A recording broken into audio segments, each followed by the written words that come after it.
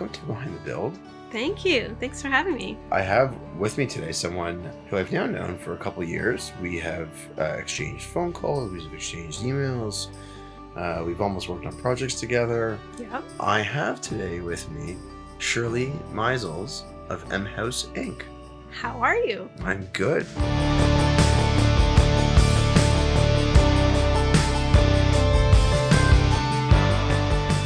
Thanks for coming. It was a long time coming to invite you to do this.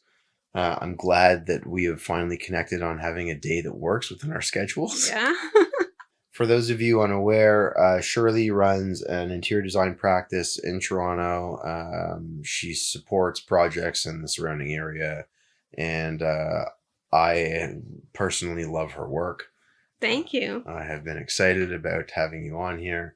We share some common friends in this industry. And so with all of that, I will ask you, as I have with countless others, your early life and what it looked like, what led you into the professional life of being creative and inspiring people with your interior design ideas. What led you into this career?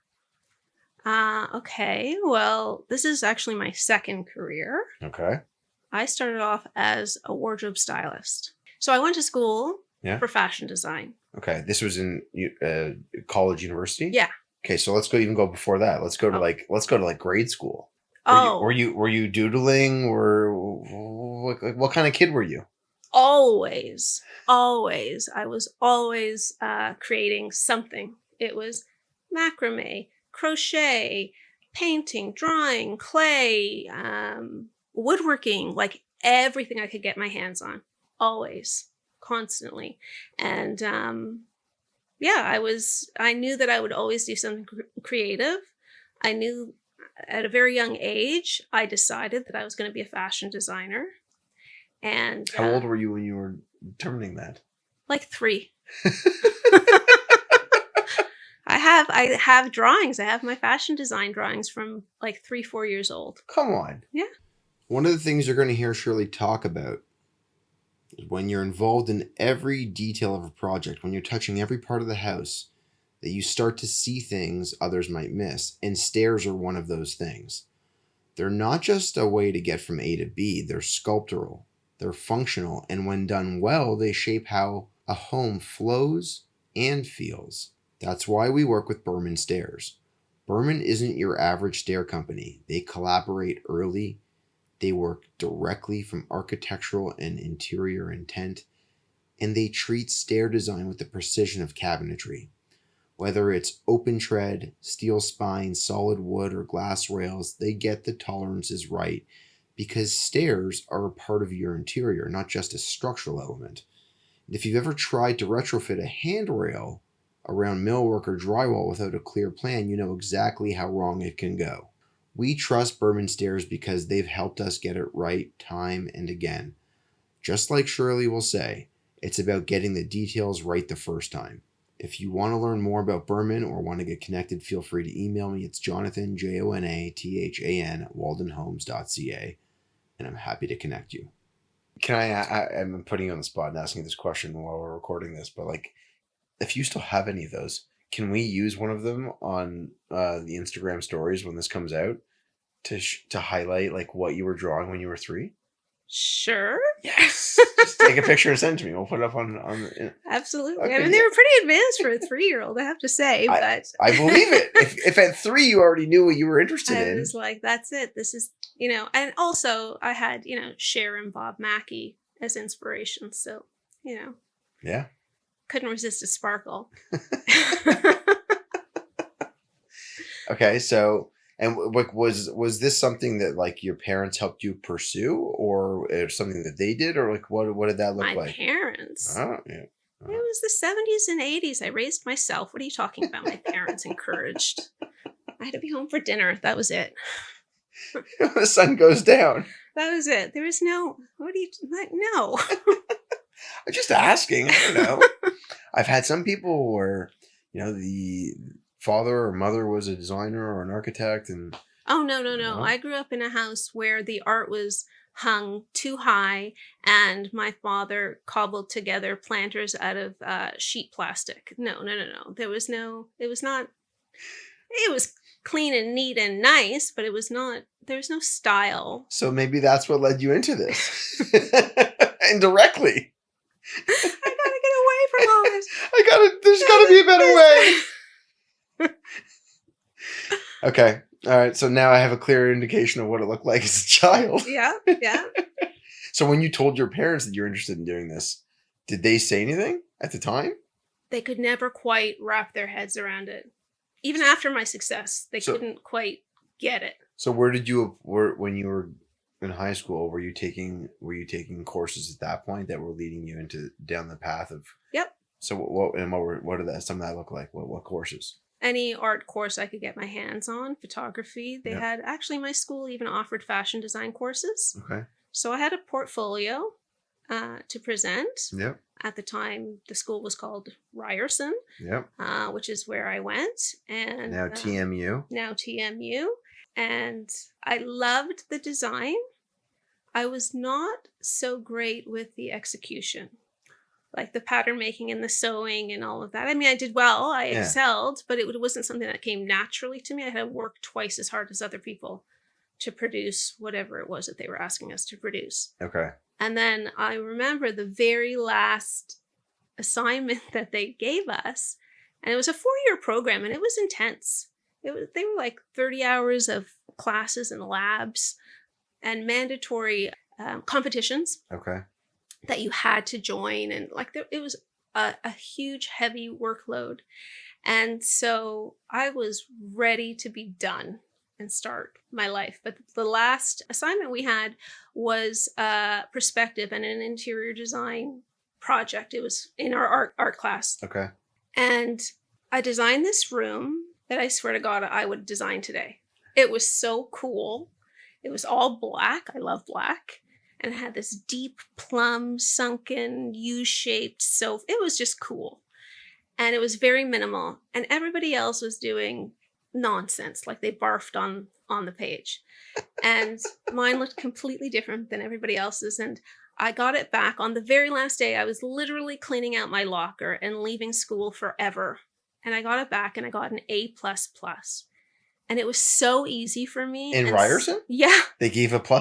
It was like, it just got like all the, like, you could tell that they loved it. And I looked at it and I went, oh my God, it was so easy. I think I took the wrong course. I was like, well, off I go now. That's that. Like, I'm not going to come back. I'm not going to start again. Yeah.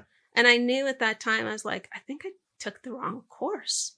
Because this was so natural for me. And the design, the fashion design, I was good at it, but it wasn't quite as natural.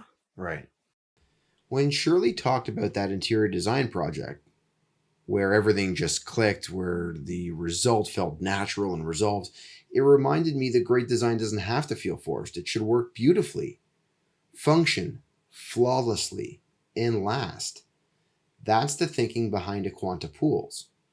Aquanta brings Italian design principles and products to the Canadian climate, building tools that perform exactly the way they should, no matter the season.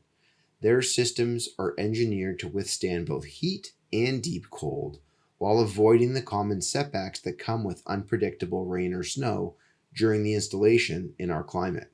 Whether your visions call for crisp, modern concrete lines, or a naturalistic approach that lowers both carbon impact and material cost, Aquanta gives you options. From premium surface finishes to high-performance liners or textiles, their pools are structured for resilience and clarity from the outset. And with no unnecessary delays or late surprises, Aquanta delivers the kind of reliability that aligns with good design practice. You can learn more at aquantapools.com, or you can email me. It's Jonathan, Jonathan, @waldenhomes.ca. So what? So you finished was it your 4-year degree? Yeah. And went out and started working in fashion design? Yeah. I was an assistant designer. Okay. For a few months. and the assistant does all the things that I'm not good at, the pattern making and all the grunt work. I was more of I was into the design, not the actual execution. And I was making so little money. I couldn't believe it. And it was so hard. And I was just, there's got to be an easier way to make money than this. This is kind of hell. So how did you, before we even get into what the hell was, and you've described some of it, what did it look like when you finished university? Like, did you know where you wanted to go work? Was there a co-op as a part of university or no? I don't remember. Fair. Okay. To be honest, I just sent out resumes everywhere, and how did you find the companies? Because like this is a time when there was no internet. There's no internet. I think there was want ads. Okay. Classifieds. Yeah. Again, so I've done this with a few people now, and so anyone that's listening to this, if you were born after 1990, you're probably of a generation where you can not fully understand what we're talking about, and that is that there was no access to information in your fingertips with a phone. If you had a cell phone in the 90s, it was a briefcase. Yeah. Yeah. And so your ability to be able to go search out work was not what it is today. You couldn't go to a website like Indeed or I don't even know what the other ones are, Monster or LinkedIn. Like you couldn't do that. No. So it took ambition, a fortuitous ambition to go find it. Absolutely. I think I might have even gone to, and at that time there was still manufacturing in downtown Toronto. There were buildings that had, I guess for a better word, like factories in them. Like there were people who were producing clothing in Toronto. Yeah. And so I think I took my resume. Oh, I remember what I did. This got people's attention. I remember what I did now. I had a cover letter. Oh my God. I'm excited now. See, it took a little bit of the little dialogue there to get to the goods. See, we were going to skip over the goods. Long time ago. Yeah. Good. When's the last time you told the story? Decades. It was like a long time ago. I had a cover letter and said, here's your first cup of coffee from your new assistant. And in the cover letter, attached to it, the package, I had a stir stick, a little packet of coffee, and a little, I think it was like some sugar and creamery or something like that. And I went along to these buildings where all these Toronto designers and manufacturers were, and they were all in a certain district downtown. Yeah. And I went door to door and dropped them off. That's what I did. Now I remember. It's all coming back to me. And I guaranteed it's got to be your hit rate on that was over 65%. It's got to be. People calling you. Yeah, I did. And I also happened to win some of the competitions in school that they forced us to partake in. And so I had a good resume for a kid, I think. And I got a job and I hated it. And what, so, but like hated it. Look, I think that everyone's in some way, if you're listening to this and you've ever worked at a job you didn't like, I mean, you had to have that job to know what you did want in some way, because it's leading you away from that towards something else. But before even going to what you hated, what was the role? What did you have to do? I had to pattern make. Okay. I won't tell you the name of the designer. I'm not. I think that they are still active. That's okay. But it was a well-known Canadian brand. Yeah. And I was their pattern maker to start. I mean, I was only there for maybe a couple of months. It wasn't long at all. And so she would throw me a design and I had to execute that design. And so it was very technical, drafting and, doing it on paper. Yeah. So, because I have no idea what this even remotely looks like. You're drawing something on paper, you're coming up with a concept, and then you're getting spools and you're trying to now. So you draft a pattern on paper. Yeah. And so I even remember the design. It was a bell sleeved blouse. Okay. And so you have to draft this bell shape and think about what it's going to look like in 3D. So how much volume you want out of it, where you want the gathers to be, all of that kind of thinking. Yeah. And then you draw it out precisely with measurements Yeah. and tools on paper. And then you cut it out of the fabric. And then you have to do a quick sew of it together and put it on the mannequin and see how that bell sleeve sits. Does it sit the way it was intended to? Right. That kind of thing. I wanted to pull my eyelashes out. It was not for me. You know, the beauty of this podcast is that it's non-visual, but with the description you just provided about eyelashes, I'm pretty sure that all of you listening have a very good idea of what that would feel like. Now, moving past those couple months. Yes. So were you actively at that point then trying to figure out, like, what is this next step going to look like? Yeah, I'd wanted to be a fashion designer since I was 3. Yeah. And I had nothing else. I was like, well, I'm in a bind. Now what? And were you living on your own, or were you still living at home? I was still living at home. Okay, so you didn't have the pressure of like rent. Thank God. No. Yes, I did. Oh. The day I graduated, my parents were lovely people.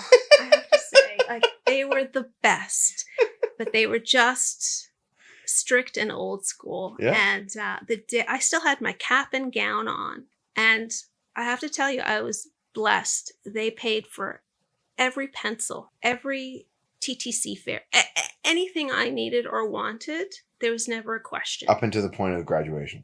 My cap is still on, and he says, "Congratulations, I'm so proud of you. I'm so proud of you. In 30 days, next month, you owe me $250 for rent." I was like, "Dad, I still have a curfew." Like, are you kidding me? And he's like, "Yep." So I had to pay rent. Yeah, which So with inflation nowadays is like an equivalent to like $10,000. I don't know. And then when I finally did move out, Yeah. I mean, they kept all of the money. And when I moved out, I opened the door, and I couldn't afford anything when I moved out. In they walked with the microwave and the TV and all, of course, it was about the lesson. It wasn't about the money. Yes. So, yes. So no, I did have rent. I mean, I think I've heard a lot of people talk about their family, but that's a pretty special thing to be able to have had as an experience growing up. Like, that's special. I'm as I sit here now and I think about that, they tell you the importance. Like, and I say this because this now will ultimately, when we eventually go and start talking about your business, I now know where a lot of the principles that you're probably going to tell us about will have come from, because the type of life lesson taught you about the importance of being responsible and accountable.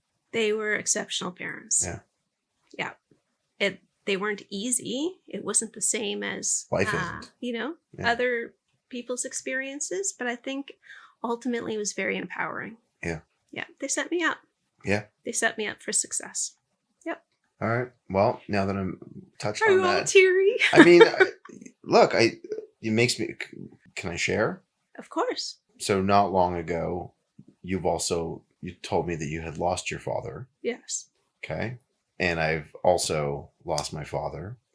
And so when we talk about the values in which they were able to bestow upon us, which we shared over lunch, I think it's really important to be able to validate what that is and talk about it, because they made us who we are. And they set us, as you said it, they set you on your path for success. And I think it's worth honoring that and just saying it. Thank you. Yeah. Yeah. So with that, you moved out on your own. Well, before I moved out on my own, I had to actually figure my shit out. I had to get a job. Didn't know that we were going to have this like nice, beautiful, heartfelt little element. These elements. This is why I love this thing. This podcast is great. I love it. I love doing it. And it's legacy. This is. And now I'm sorry that I'm rambling about this, but like, your parents immigrated. You said it, and they came here, and look at what they established. You're sitting across from me now as a successful entrepreneur.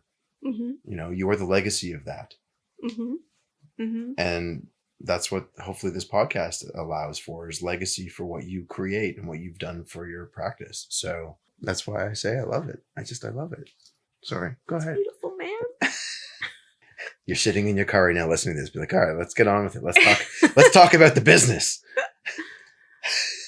So I had to figure out what to do. Yeah. I had no idea what to do. I knew it had to be artistic. Yep. But I didn't know. I mean, you don't know what you don't know. I didn't know. Yeah. And so the only connections I had, and again, it was before social media, long before. So the only connections I had were professors and instructors that lectured in class. Yep. And so I got a list of them, and I called each one, and I said, design, as it turns out, unless if you want to hand me the lead, is not my thing.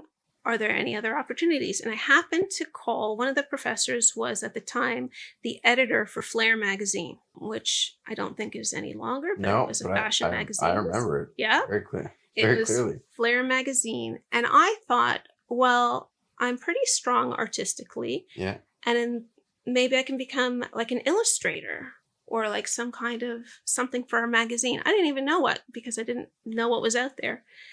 And he said that the only reason why he even took the time to speak to me was because I mentioned that I was one of his students when I left a message. He got back to me. He said, "Oh, you're one of my students. I'd be happy to spare some time for you." So I went in with my portfolio. I met him at the magazine, and he flipped through it and he said, "I bet you'd make a good stylist." And I was like, "Well, what's that?"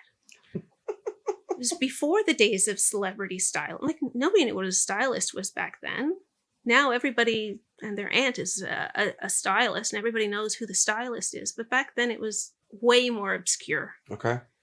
And I said, "Well, what's that?" And he said, "Well, it's the person that pulls together the fashion show and pulls together what the model is going to be wearing and decides on the direction of the look or whatever." And I was like, "So like, I don't have to execute.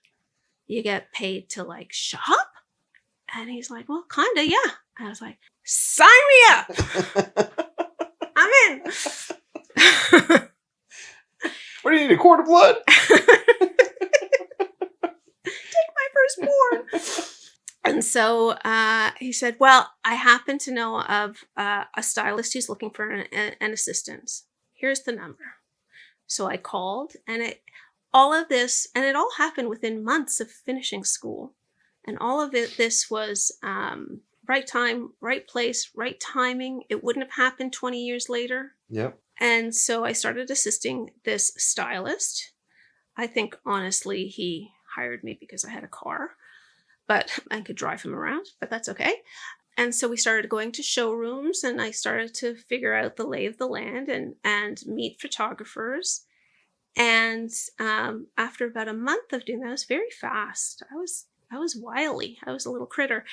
Very early on, I would sort of say, "Well, if I did a photo shoot for you for free, would you be willing to work with me?" Like, sort of on the sly, on the side. "If I came in to borrow some clothing for a photo shoot, would you consider lending me clothing?" And I also tapped into my designer friends from school who had gotten jobs. Right. And so one of them said, "Yeah, let's shoot a test. Let's do something. I said, "Yeah, I'm trying to build a portfolio. I'd like to try and do this on my own." And so I remember I pulled my friend's clothing from school. I did this photo shoot, and the photographer went into an agency that had just opened their doors. And at the time, it was called the Artist Group. They're also no longer. You are. I am. Bitches. Perfect. Take that, Flair. Take that, Flair. Artist Group. So he showed them the photos, and they actually called me and said, "Hey, we hear you're this hot new stylist in town." I mean, I was like, "What?" I was still living in my 8x10 room in Thornhill next to my parents. "Will you come in and meet us?" Sure. So I had like literally one photo shoot under my belt, and they were just looking for anybody to fill roles, to fill talent, to fill upcoming projects. Yeah. And so they said, "Well, you've got a car. Next weekend, there's a fashion show that needs somebody to style the fashion show in London, Ontario. Can you do it? I was like, yep, no problem. And I remember driving out and going like, I don't know how to style a fashion show. I don't know what I'm doing. I'll figure it out. I'll figure it out. I'll figure it out. And so I literally started my career before I even knew what the career was. Like, it found me. I didn't find it. I was like, what do they want me to do now? Okay. Now what are they like? Okay. And it just sort of started that way. Wow. Mm-hmm. And how long did that pursuit last? Was it months or was it a year? Was it a couple of years? Oh, no, I did it for 13 years, 14 years. Wow, okay. Mm-hmm. No matter where you are in the world, you're experiencing some form of a challenge in practice. So far, we've had people on our newsletter called Inside the Challenge from North America, South America, Europe, and Australia. So if you work in architecture, design, or consulting, you know the real challenges aren't just technical. They show up when personal life seeps into the job site or into the office, when operations break down, when a supplier misreads the spec or saves the day, and when design decisions hang on a thread of incomplete information. Inside the Challenge is our weekly newsletter that captures moments like these, shared by the very people who've been on this podcast. People you know, you don't know, or you feel like you might know. From firm principals or founders to emerging designers, from consultants to structural engineers, each edition brings a real challenge in how it was handled. No fluff, just useful insight, context, and perspective. Sign up or watch for it every Friday. Email Jonathan, that's Jonathan at waldenhomes.ca, and I'm happy to get you on the list. And did it lead to travel beyond Ontario, or was a lot of it here? A lot of it was here. I did some travel across Canada. There were some famous people, and whatever. But what was famous people, whatever. Yeah. What was really great about it, though, was again very early on. I mean, I was 21. I was young. Very early on, one of the clients was Avon. And Avon put out a monthly catalog selling their lipsticks or whatever it was. And one month they said, can you get us a sofa for the model to sit on? We'd like to kind of create a little bit of a room set to sell said lipstick. And I was like, yep. Like, no idea where to find or rent or borrow real furniture that wasn't IKEA. Yeah. And again, before the internet, and I just hit the pavement and I would walk from store to store, doorstep to doorstep, trying to figure it out, asking whoever I could. And they loved it. And then what ended up happening was they only started to hire me for room sets. So my wardrobe styling sort of ended up morphing into doing sets and props. I want to ask you, if you were in your early 20s and you're working on this from fashion styling to ultimately what you're describing now, what were some of the big hurdles that you had to overcome in that early phase? Because you're saying yes to things that you hadn't done. So, like, did you have other people that you were working with that were trying to kibosh what you were doing? Or did you have scenarios where you chased down paycheck from someone? Like, what were some of those tribulations or trials that you had to deal with early? If you can reminisce on any of them. Well, I did have a bit of a reckoning. Okay. In the early days. Initially, this agency would send me out on all of these different projects. And I would get one photo shoot or one gig, and then they'd never call back again. And I was like, why? What happened? How come they're not a repeat client? Mm-hmm. And along with taking me on and representing me, they also took on a bunch of other artists and represented them. Right. And I would notice that they were getting ahead of me and they had repeat clients and they were always busy. And even though I had an agent, still you're a freelancer. It's gig to gig. Yeah. The other stylists, they're showing up to set with a sewing machine. They're doing alterations in real time. You ask for 3 options, they're bringing 15.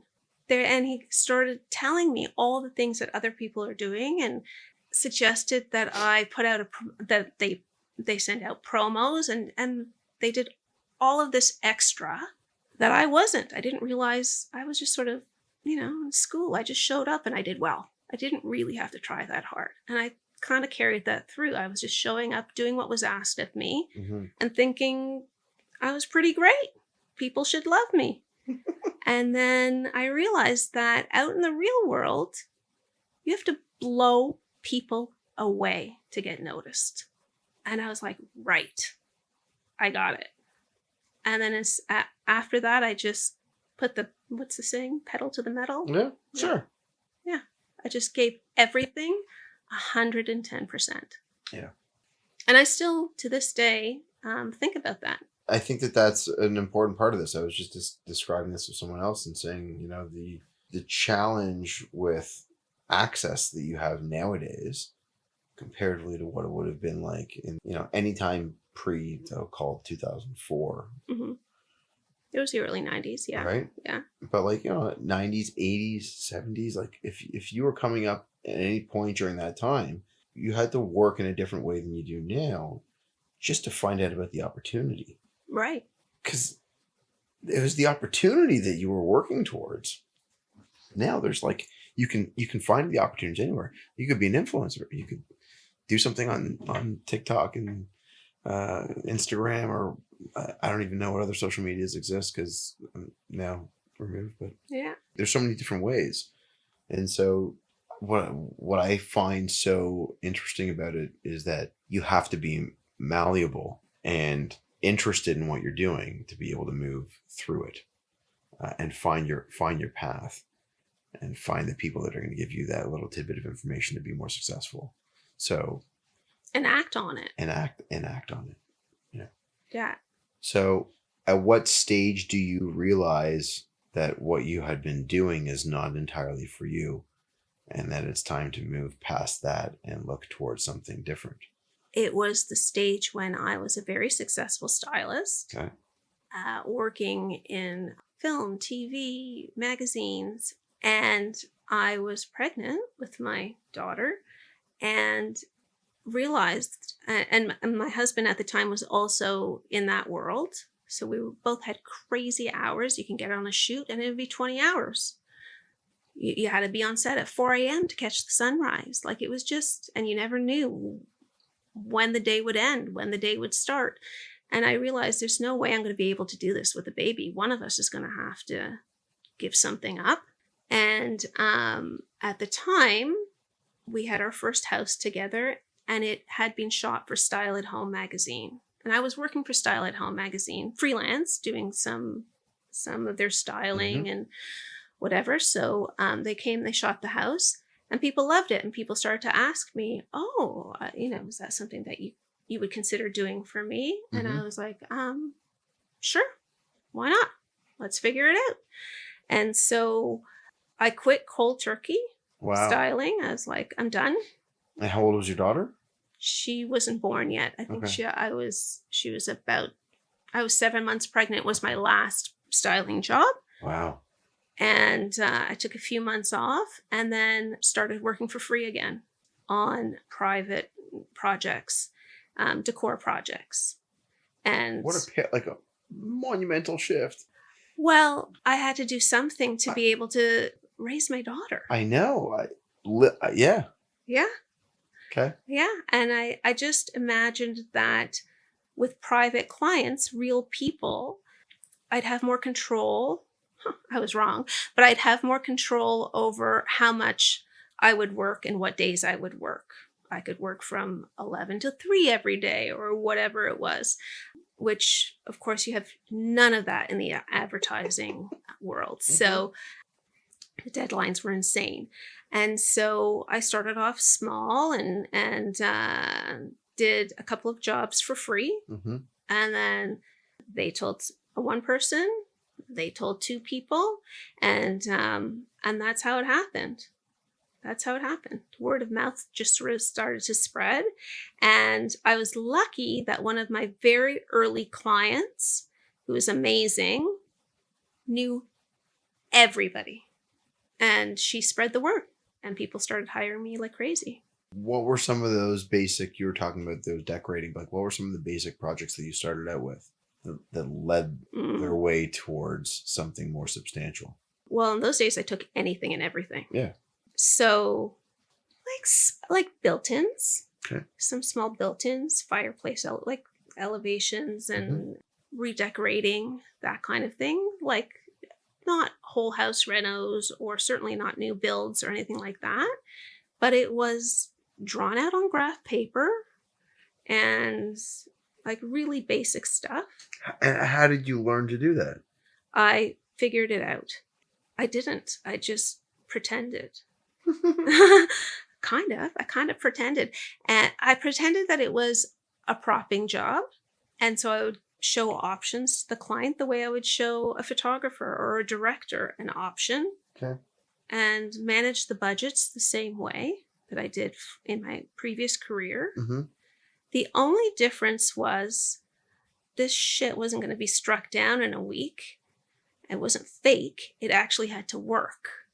And that was a huge learning curve. And so I leaned heavily on the people who built and the suppliers. And I asked a million questions.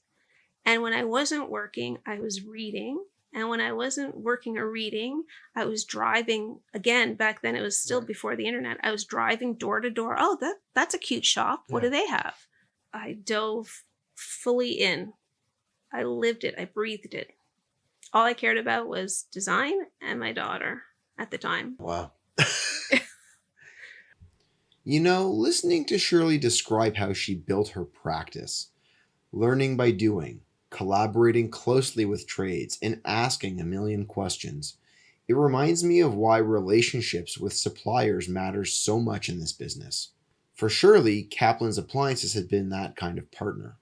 They've supported her work for years, not just by supplying premium appliances like Wolf and Sub-Zero and Gaggenau, Genair, La Corneau, and more, but by helping make sure every detail fits, literally.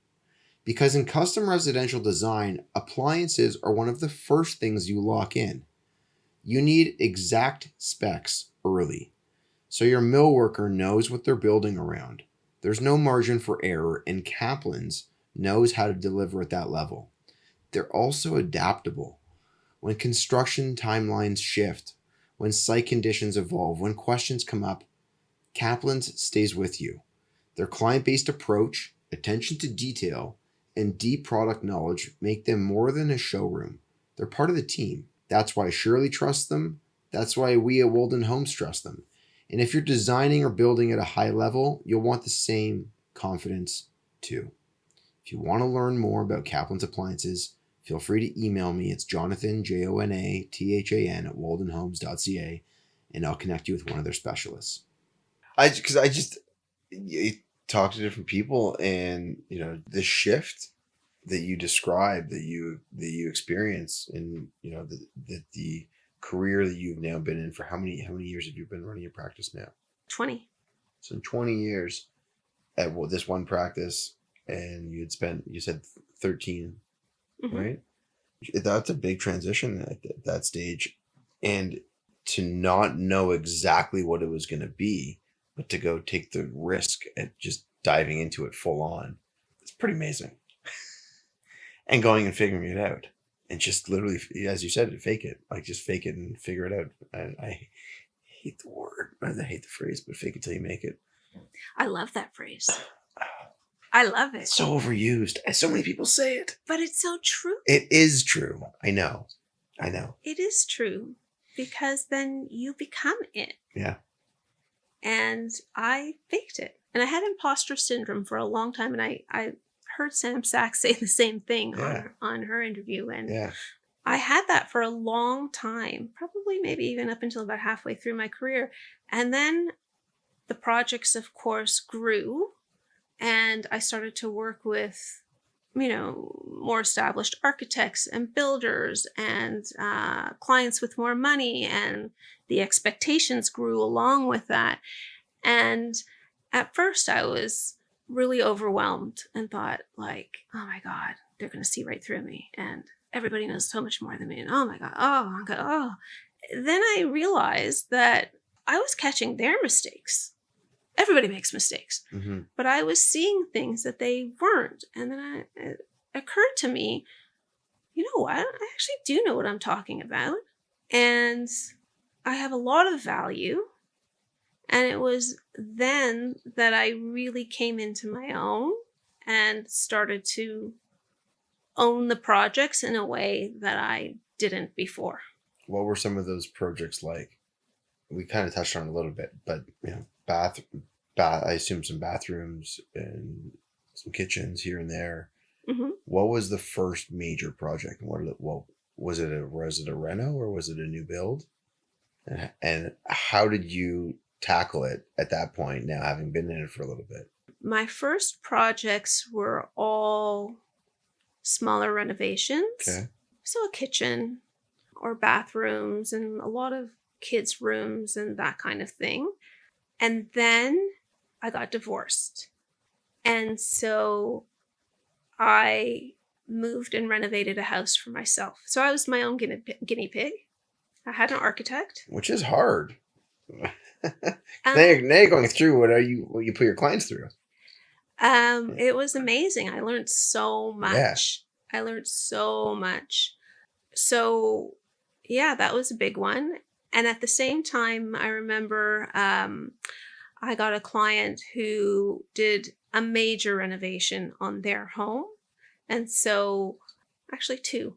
So I was doing major renovations. And by major, I mean we touched every part of the house. It wasn't just like the main floor or the kids' bedrooms or that kind of thing. And so I was taking what I was learning from doing my own project and applying it to these other projects. And for sure, I mean, of course, I fucked up a few things. Like, it's a lot more complicated than one thinks. Of course, we all know that.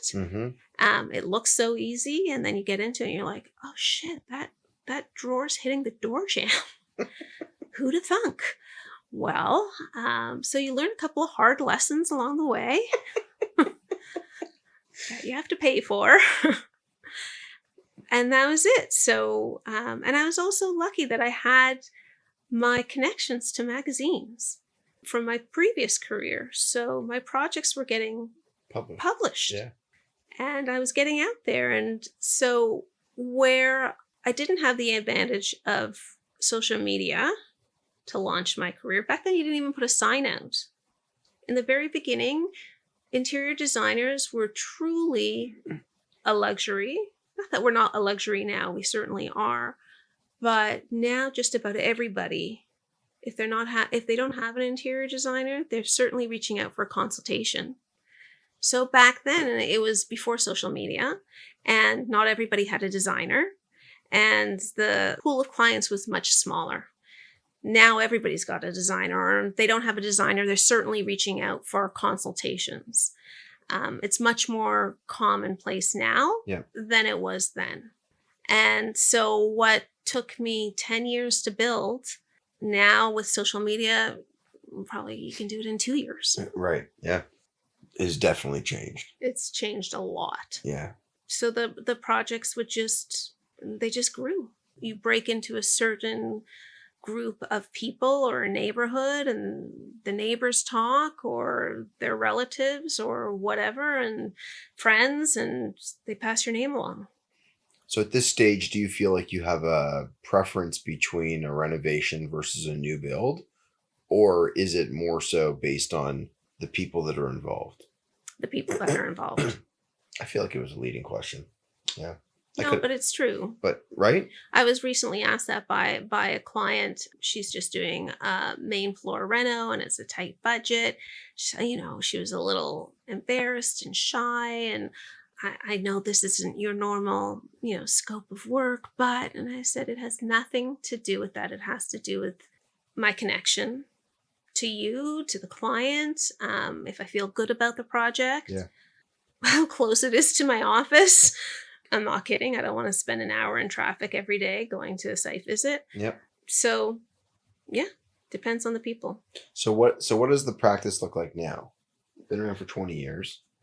First, actually, before I even get into that, I'll ask you. So, what led you to name your practice what it is?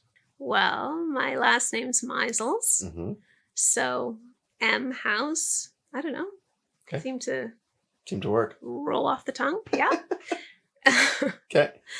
So it's a small practice. Yeah. There's 4 of us full time Yeah. and 1 part time. So it's 5 of us really. And I like it that way. During COVID, it was so busy. We started to grow more, and I ended up pulling it back because I found it. I was getting further and further away from what I love doing, which is the design work and interacting with my clients. And I was becoming more and more of a manager, which is not my favorite part. Yeah. And so I pulled it back and I decided that this is what suits me best. And so we're a small firm. How many projects would you take on typically between those that are at the beginning stages of like introduction to a project, some basic conceptual drawings, to those that are closing out in construction? I have a huge capacity for output. Okay. I can do a lot. I believe that. So, I mean, now that our projects are so much bigger, I'd say maybe 12. Okay. But when I was juggling smaller projects, I remember at one time I had 35. Wow. It was insane. Yeah. That's a lot. It was a lot. That's a lot to manage. It was a lot to manage. There's so many moving parts. I mean, and I'll just say this, that if you're in school right now listening to this, don't do that. Yeah. I mean, or if you're going to do that, just know that you're not going to sleep. Like, you're going to be a part of that 20 hours you were talking about before, waking up for sunrise and going to sleep after sunset. Basically. But the complexity of managing something like that when you are a small practice and dealing with all of your suppliers, your builder, your architects across all those projects, and some of them might not have that in all capacities, depending on what the scale project is. Mm-hmm. But there are so much communication that has to happen. I'm a machine. To execute at that level. Yeah. Yeah. Yeah, it was intense. So your design aesthetic, what would you say? I don't know. How would you describe your design aesthetic? Is it yours or is it a client's and you kind of shift what you have? Well, I'm very client driven. Okay. They're spending a lot of money. And my philosophy is that it's about them. It's not about me. It's not about us. It's about them. So I'm very collaborative with my clients. I'm a really great listener. And I think my styling days was a great training ground for that, because one day I'd be dressing somebody for a barbecue scene, and then the next day I'd be doing a fashion show with high fashion. So it's sort of, it helped me learn how to hone in on who it was that I was dealing with and what they're after. And so when you go to my website, you're going to see some projects that are super minimal, some that are more traditional, some that are kind of glammy, some that are mid-century. There's all sorts of different looks. I love it all. For me, I feel like the design is successful when you walk into the space and it feels gracious and comfortable and balanced and chic. So when you go to put your drink down, there's a table exactly where you need it to put your drink down. Everything's where it should be, and you just get a feeling when you're in the space. So it doesn't really matter to me if you're going to do, something uber modern or something with a little more sparkle and glam. Mm. I don't care, as long as you're happy with that. I mean, glam isn't my thing, but if it's your thing, I'm so happy that you're happy in your space. I love them all equally. Fair. When Shirley talks about the feeling of a space, how every object has its place, how light moves across the room, how a client should feel fully at home in their surroundings, it reminds me that interior design is so often shaped by what's outside of it. And that's where the doors for you comes in. If you've ever stood in a space with floor-to-ceiling windows, a slim frame curtain wall, or a custom set of patio doors that disappears into the wall, you know what I'm talking about. And if you haven't, you can imagine what I'm talking about. The light becomes part of the architecture and the design. It brings out the depth of lime wash, the texture in plaster, the movement in the hardwood grain. It creates shadow play, natural rhythm, and a quiet connection to the outdoors that changes throughout the day. The kind of integration doesn't happen by accident.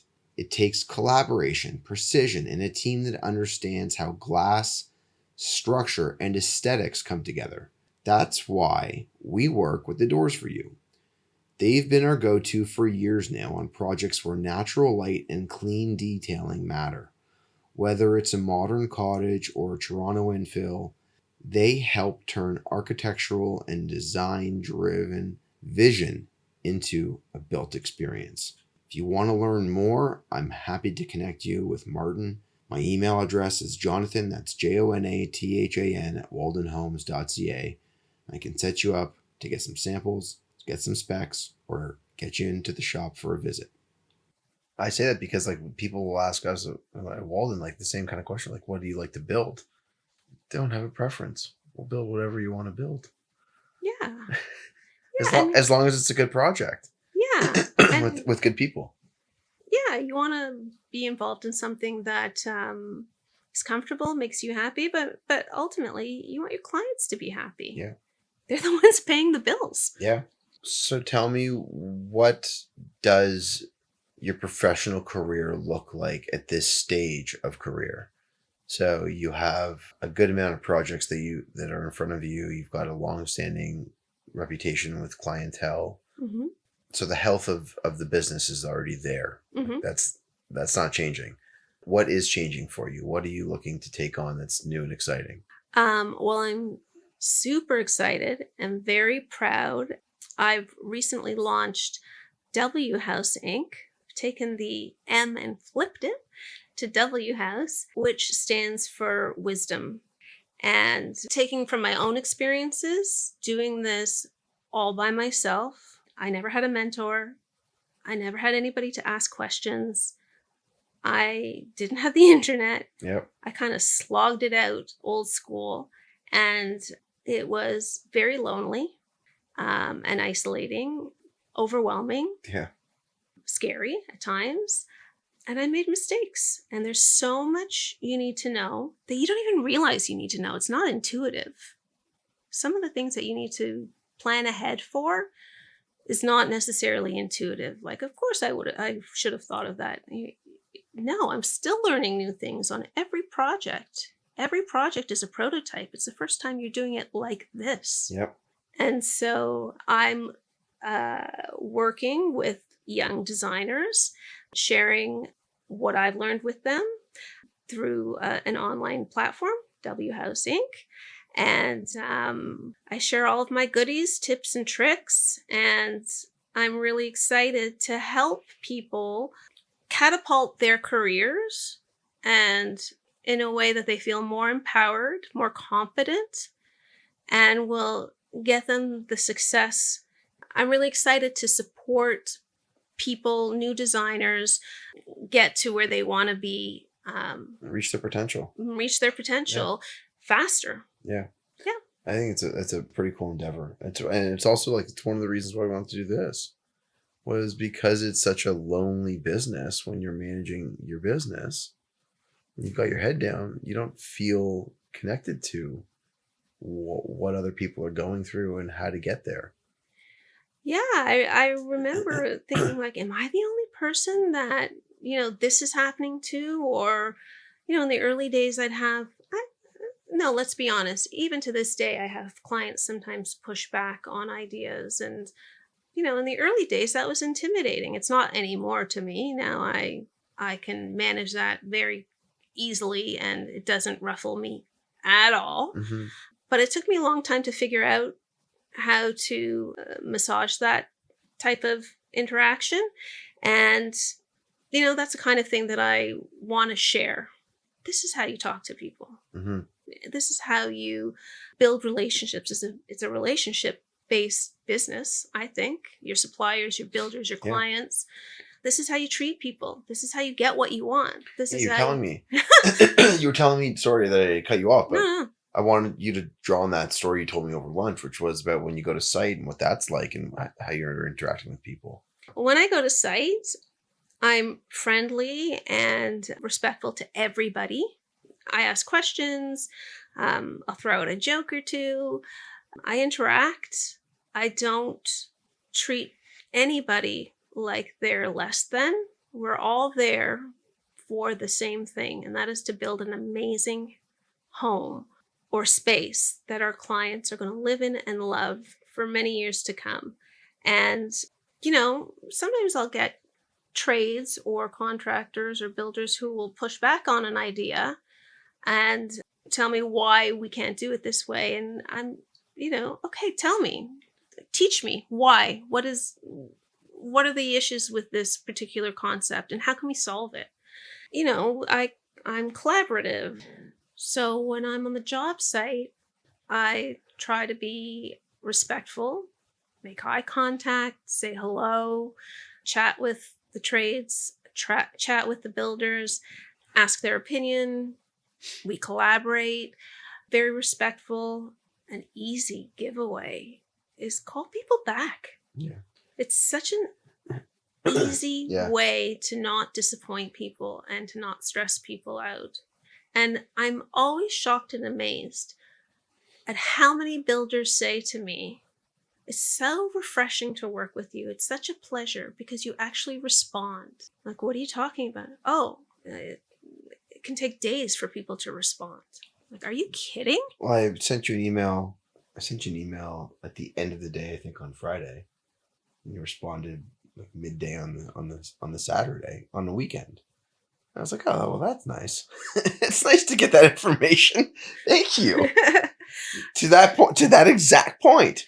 Less than 12 hours. I try not to do it on the weekend. I do, but once in a while, if I'm like, I try not to respond on the weekend. Fair. But I do try to respond to everybody as quickly as I can, and it might only be, I can't get to this right now, but I will respond to you in a more thoughtful way tomorrow. Right.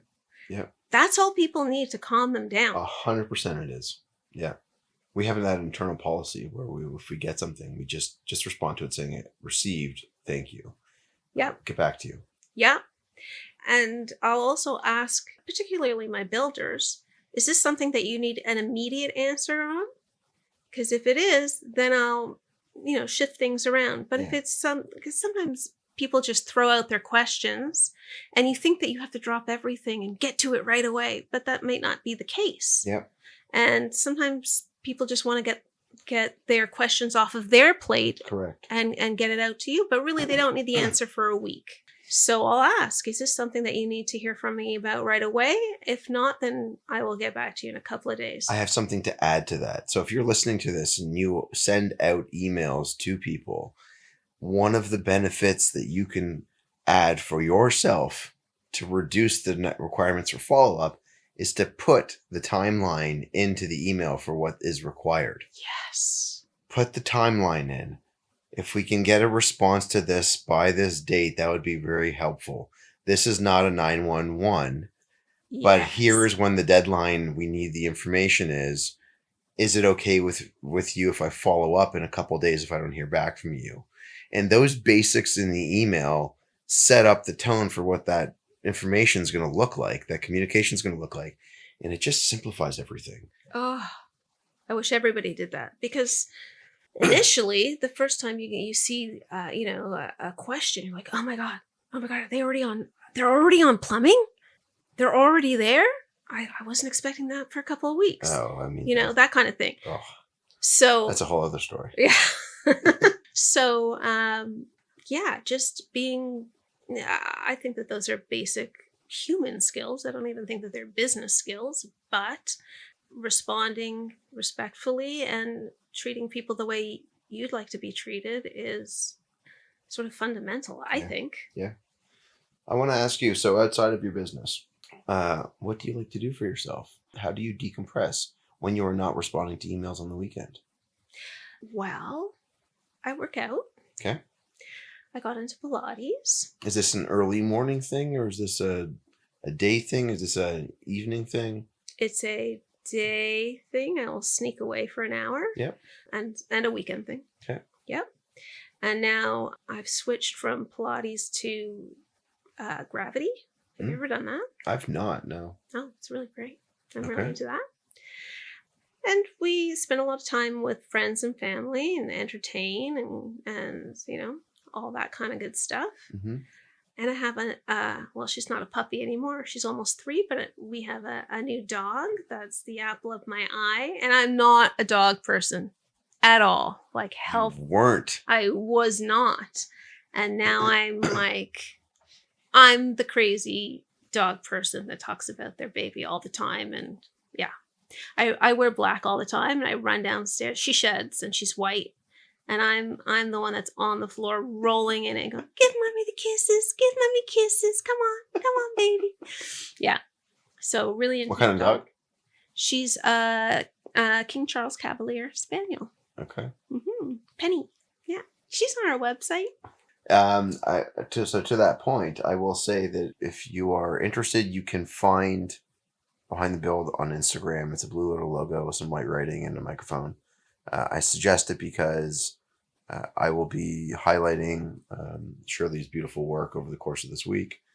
And in it, you will be able to see not only the work, but within the captions, some of the things that we've talked about over the course of this dialogue. And then hopefully we'll be able, in the stories, to be able to see some of those early drawings dating back to grade 3. Sorry, not grade 3, being 3. And I would also implore you, if possible, to make sure that you are giving this podcast a 5-star rating wherever you're listening to it. It helps with exposure. Shirley, I want to tell you, I really appreciate you coming here and having the chat. I mean, it's talking about the history and evolution of your life, both as a person, but as a professional.